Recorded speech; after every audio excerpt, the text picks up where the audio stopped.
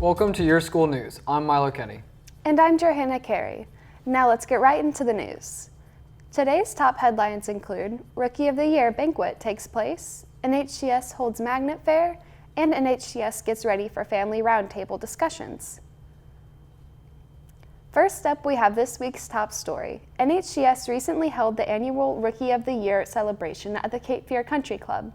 I was there and I have the full story with this special report. Educators gathered at Cape Fear Country Club to celebrate new teachers. It's all part of the annual Rookie of the Year awards banquet.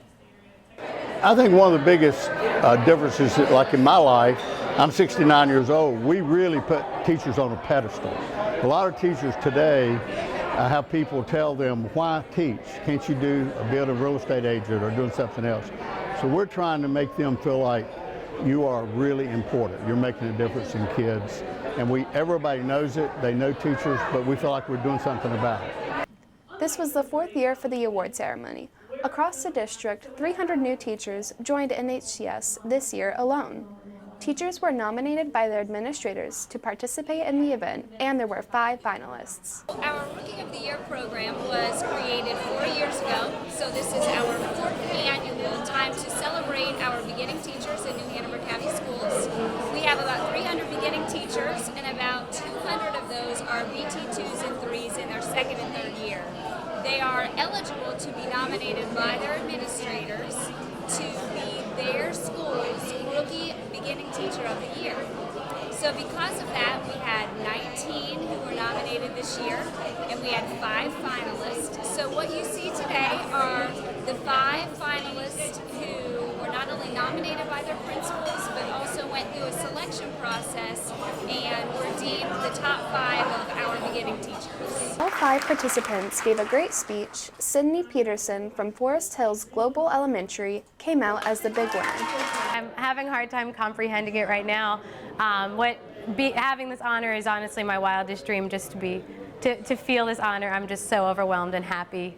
Recognized because she has a passion for teaching and she loves her students and listens to them. She was inspired to become an educator by her 3rd grade teacher who made a big impact on her life. My passion, this has been a dream my whole life to be a teacher, and it's just the relationships that I build and the fact that my students know that I listen to them, I care for them, and they are loved every day they come to my classroom, and I am their champion and I always will be. So I just want to teach them that learning is fun, and I want to do anything I could help to keep teachers in the classroom because our children and our society deserves consistency within the school systems. I'm YSN reporter Johanna Carey. New Hanover County Schools will hold a family roundtable discussion about Title IX on Thursday, February 27th. The event is being hosted by NHCS Family Communications Committee and will take place at the Board of Education Center, 1805 South 13th Street in Wilmington. Title IX Director Jarrell Lewis will lead the conversation on the foundation of Title IX and how it impacts students, employees, and our community. The event will include a presentation, time for a Q&A, and an optional small group discussion. We hope to see you there from 6 to 7:30 p.m. on the 27th. Isaac Bear students were very successful at the Regional Science Fair recently. Here are some of the winners.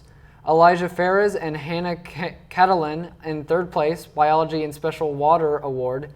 Reef Dunker, 2nd place, Biology. Lily Futch, 2nd place, Earth, going to States. Oscar Chung and Andres, 2nd, Physics and Math. Franz Senriki, 1st place, Engineering, going to States. Ellis Ferris, 1st place, going to States. Congrats to all the participants from all of us here at NHCS TV. New Hanover County Schools will present the 31st Annual Best Foot Forward Show on Friday, March 13th at the Wilson Center, located at the campus of Cape Fear Community College. Best Foot Forward will feature the brightest and most talented students from several schools, showcasing the district's art education curriculum through music, dance, visual arts, and drama. Once again, that's March 13th at the Wilson Center. Students over at New Hanover High School are learning math skills with some really fun techniques. Miss Anderson recently teamed up with one of his classes to create a really cool music video. Take a look and listen now. I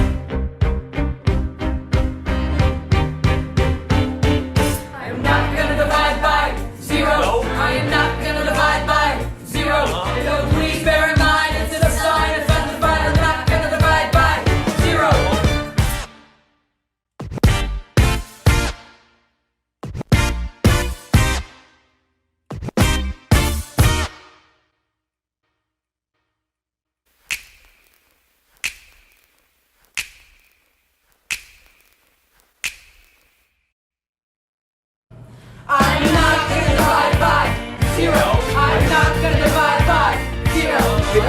bear in mind it's just a sign, it's undefined. I'm not gonna divide by 0. Don't divide by 0. Divide by 0. Okay. Don't divide by 0. Divide by 0. Cause it's Undefined when you divide by 0. It's undefined when you divide by 0. It's undefined when you divide by 0. It's undefined when you divide by 0. New Hanover County Schools held its annual Magnet and Choice Schools Fair on Thursday, February 20th from 5:30 p.m. to 7 p.m. at Independence Mall Center Court.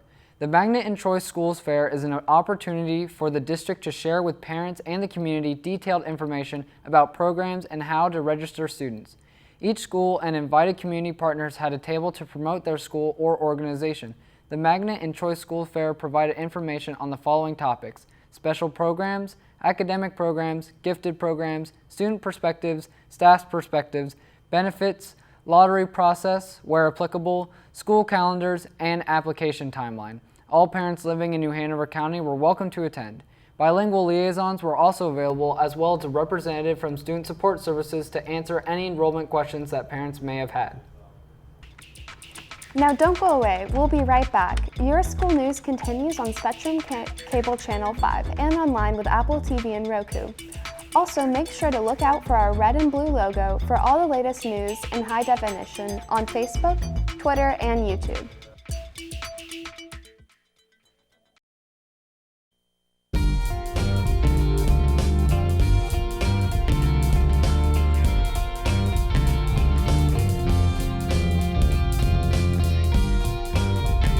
Welcome back to your school news. I'm Milo Kenny.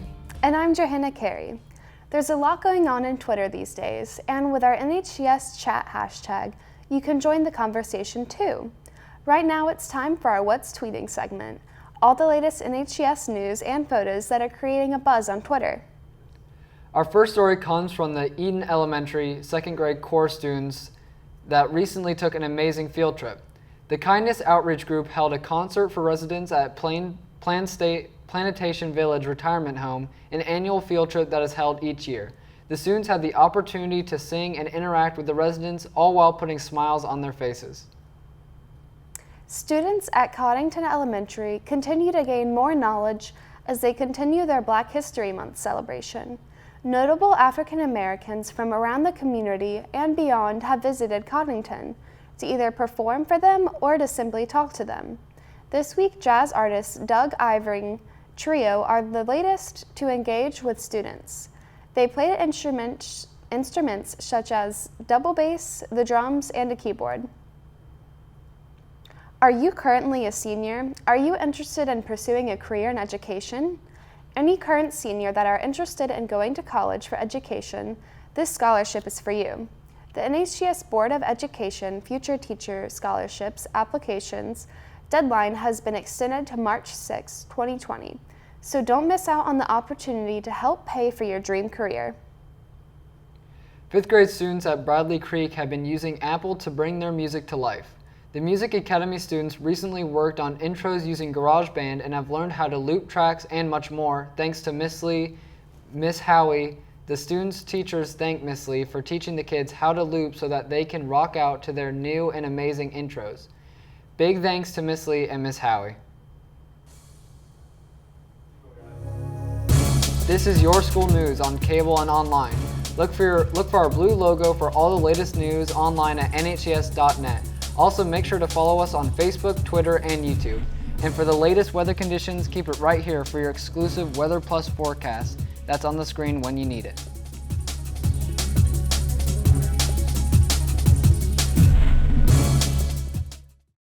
Vice President Pence visits our Langley Research Center, science results related to water on Jupiter, and studying the darkest areas of the moon. A few of the stories to tell you about this week at NASA. Vice President Mike Pence and our Administrator Jim Bridenstine visited our Langley Research Center in Virginia on February 19th to highlight work being done at Langley in support of our Artemis program, which plans to return astronauts to the surface of the moon. In order to succeed, we are going to continue to focus on the mission over the means. We want to challenge each one of you here at Langley. Consider every available option and platform to meet our goals. In honor of Black History Month, the Vice President recognized the contributions of former Langley mathematician Katherine Johnson and her family, as well as others in the audience and around the agency.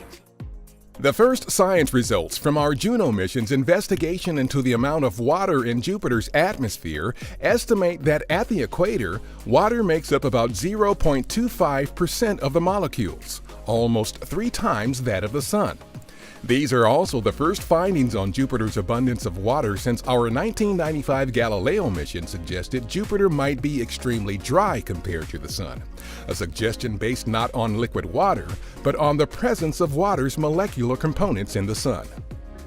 NASA has awarded nearly $1 million to 8 university teams through a competitive student challenge to build sample lunar payloads that demonstrate innovative ways to study permanently shadowed areas of the Moon. Technologies designed to collect data, generate wireless power for future infrastructure, and enable autonomous mobility in these extreme environments could be used in preparation for landing the first woman and next man on the Moon in 2024 through our Artemis program. This past week, we announced that more than 100 teams from around the world are expected to participate in our Human Exploration Rover Challenge, April 17th through 18th, near our Marshall Space Flight Center in Huntsville, Alabama. The annual event features student-built human-powered rovers navigating a course simulating terrain found on the Moon and Mars, as well as other planets, moons, and asteroids.